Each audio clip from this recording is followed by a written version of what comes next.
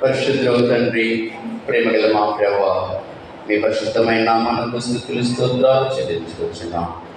పరిశుద్ధులు నిలబడి ఈ స్థలంలోనైనా నిలబడి మీ జీవ మాట వినిపించప్పుడు నేనే మాత్రం తగినని కాదు. నా విధేయత, నా దోష పాపలను క్షమించండి, నా బలహీనతలను క్షమించండి. మా ప్రభువా, మీ పరిశుద్ధమైన రక్తంలో కడిగి శుద్ధీకరించండి. మీ శిలువ చాటును మరుగుపరిచిన ఆయన మీ జీవ మాటలు మాకు వినిపించండి. వినగల చెవులు, గ్రహించగల హృదయం మా అందరికీ దయచేయండి. మీ జీవ గ్రంథంలో ఆశ్చర్యకరమైన సంగతులు చూసినట్లుగా మా కన్నులు తెరవండి. ఈ సమయాన్ని మా అందరికీ దీవెనకరంగా, ఆశీర్వకరంగా చేయమని యేసు పరిశుద్ధ నామమున తండ్రి, ఆమేన్. మన పరిశుద్ధ గ్రంథం నుండి మార్కు సువార్త 9వ అధ్యాయము 29వ వచనం నేను చదువుతాను, చూడండి. అందుకు ఆయన, ప్రార్థన వలననే కానీ మరి దేని వలననైనను ఈ విధమైనది వదిలిపోవట అసాధ్యమని వారితో చెప్పాను. ఇక్కడ మనము దేని గురించి ఇప్పుడు నేర్చుకోబోతున్నామంటే ఆత్మల సంపాదన.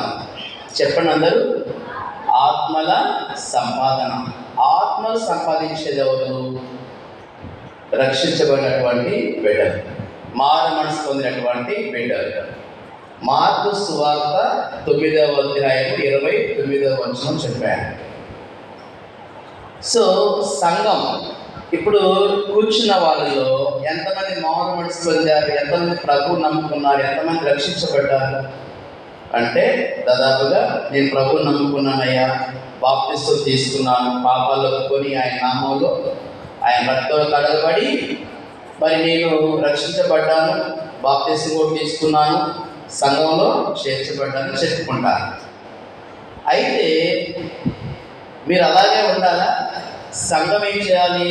సంఘము వధువు సంఘము వధువు. మరి పెళ్లి కుమారుడు ఎవరు? యేసు ప్రభువు పెళ్లి కుమారుడు.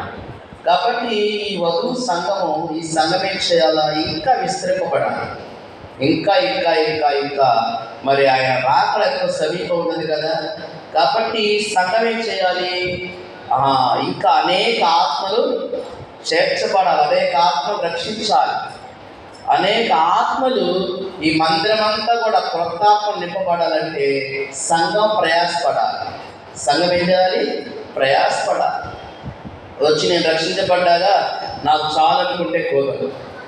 నీ కుటుంబం, నీ బిడ్డలు, నీ ఇరుగు పొరుగు వారు అందరం కూడా ఆత్మ రక్షించే బాధ్యత మన మీద ఉంటున్నది.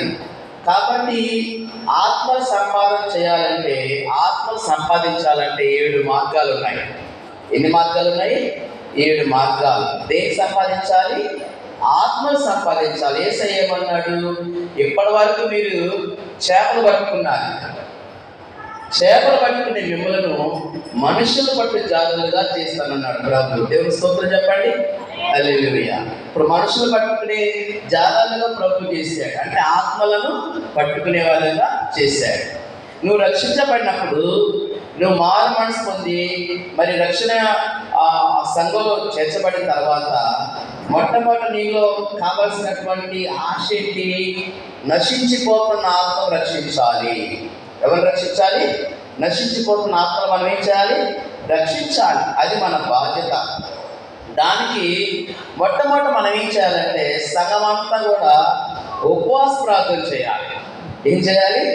ఉపవాస ప్రార్థన చేయాలి. అందుకే ఇప్పుడు అయ్యగారు కూడా ఆల్ నైట్ ప్రేయర్ పెడదామని ఈ సంవత్సరంలో ఆలోచించారు. ఉపవాస ప్రార్థన చేయాలి. సంఘం అంతా కూడా ఉపవాస ప్రార్థన చేయాలి. యేసు ప్రభు శిష్యులు వచ్చి యేసు ప్రభుని అడిగారు, మేము ఎందుకు ఆ దయ్యాన్ని వదిలించలేకపోయాము, ఎందుకు బాగు చేయలేకపోయాము అని యేసు ప్రభుని శిష్యులు అడిగారు. అప్పుడు యేసయ్య ఏమన్నాడంటే, ప్రార్థన వలననే, ఉపవాస ప్రార్థన వలననే ఇలాంటి సాధ్యము అవుతాయి.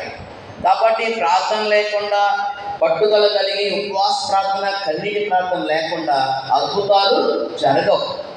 కాబట్టి ప్రార్థన ఉండాలి, ఉపవాస ప్రార్థన ఉండాలి. ఉపవాస ప్రార్థన నుండి ఈ గ్రామం వరకు, చుట్టుపక్కల మరి గ్రామాల వరకు మనం ఉపవాసాలు నుండి కన్నీటితో ప్రార్థన చేయాలి. సంఘమంతా ప్రార్థన చేయాలి. సేవకులొక్కరే కాదు, సంఘమంతా